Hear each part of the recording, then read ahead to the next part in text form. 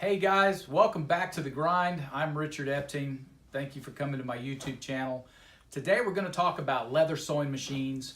I get a lot of emails and a lot of people contacted me wanting to know what machine to buy, when to buy a machine, do I need to buy a leather sewing machine?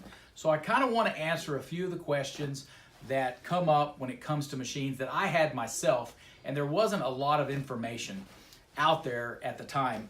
Now, these machines are from the Leather Machine Company in California. I'm no way affiliated with them, but they've got an excellent product. And when somebody's got a good product, I really like to let the word out and let people know. They're great people to work with. They got great customer service. And if I'm gonna drop some money on a product, I want it to be good.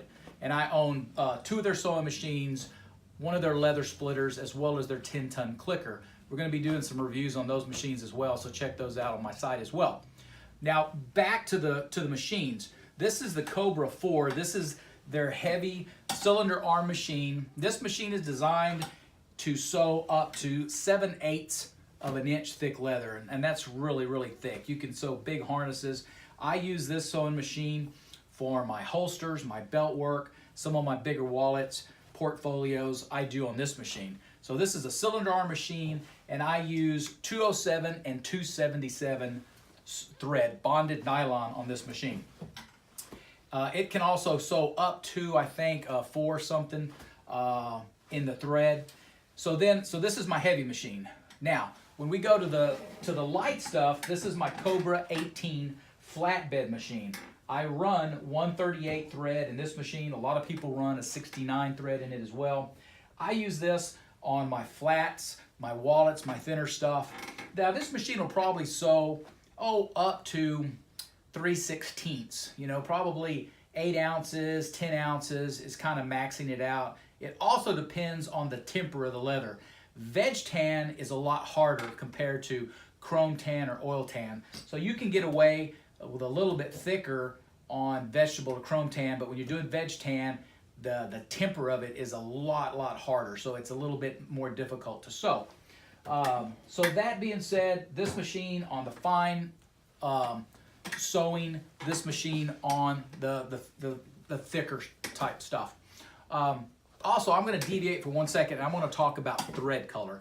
It's a pet peeve of mine that I see people, and they don't do it intentionally, but when you're sewing a product, I threw out all of my white thread. You will not find white thread in my shop. The lightest I will go will be a natural color thread that I'll use on perhaps russet or a chestnut color. But I really like, this is the chestnut color that I run. Whether I'm sewing black or chestnut or russet, the chestnut color thread just blends in. You still see the thread and it stands out, but it's not stark when you use that white. I just don't like white, especially on black. I don't like to see that. So I pretty much now, all I run is the chestnut color and the black color. I just use those 2 threads on both machines and I'm ready to go.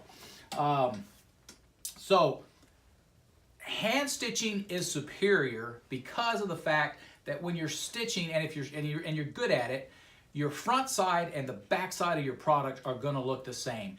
Very even, a very beautiful stitch. The hand saddle stitch goes in and it will not come out compared to a lock stitch on a machine. A lock stitch can come out a lot easier, but that being said, hand stitching takes a long time. I hand stitched for 20 years, like I said earlier, and these are production machines. It would take me 1 hour to 2 hours to hand stitch a belt versus 4 to 8 minutes on one of these machines. Front side on a sewing machine is beautiful. The back side it's not ugly, but it looks a little bit different, okay? Also, and I guess when I got my machines, I thought I'd grab a machine and I would just start sewing and learn very quickly. There's a learning curve on these machines and learning how to sew properly, knowing what to look for, and seeing a problem, knots on top, knots on the bottom, trying to see and fix that problem.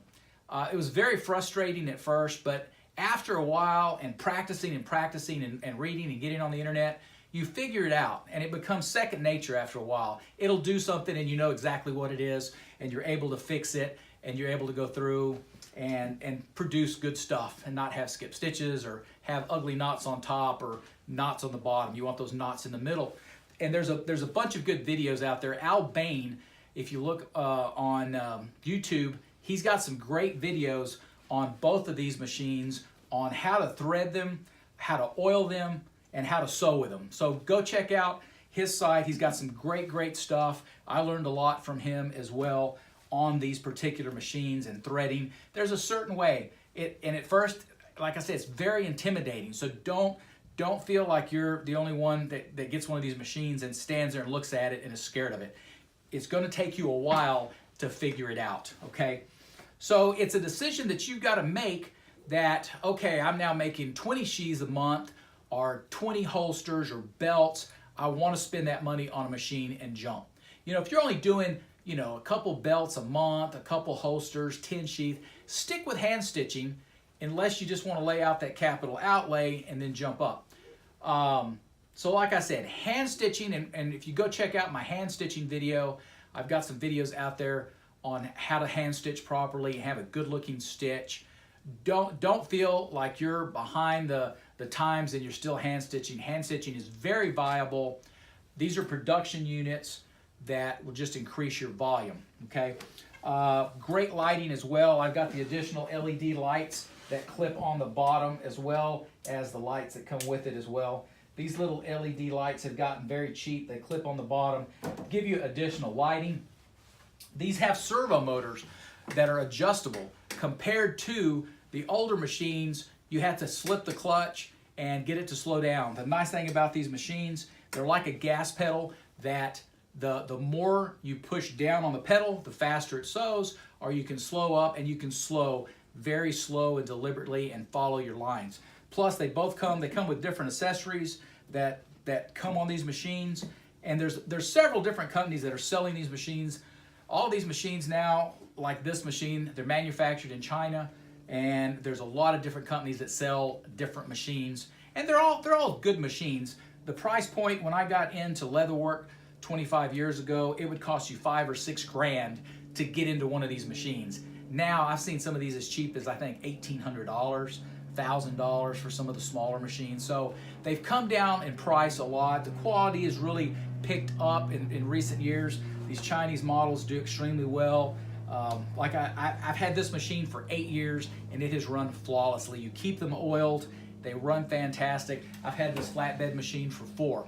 So I think that wraps it up. Just know that you're going to know when it's time to get a machine. Know that these machines are specific for leather use and canvas use, heavy duty use. Don't try to take your wife's cheap sewing machine and try to sew leather. You're going to mess it up for sure. They're very light duty. Even some of the heavier duty home machines cannot handle it at all. And these are work specific. And do your research. There's a ton of good videos out there on how these things work and how to stitch. I'll probably do some later as well. So I got a lot to do. We're going to get back to the grind. We're going to shoot some other videos. And give me a thumbs up. Follow me. Check out my website, epteencustoms.com, and my Instagram, Richard Epteen. Thank you for tuning in, and we'll catch you later.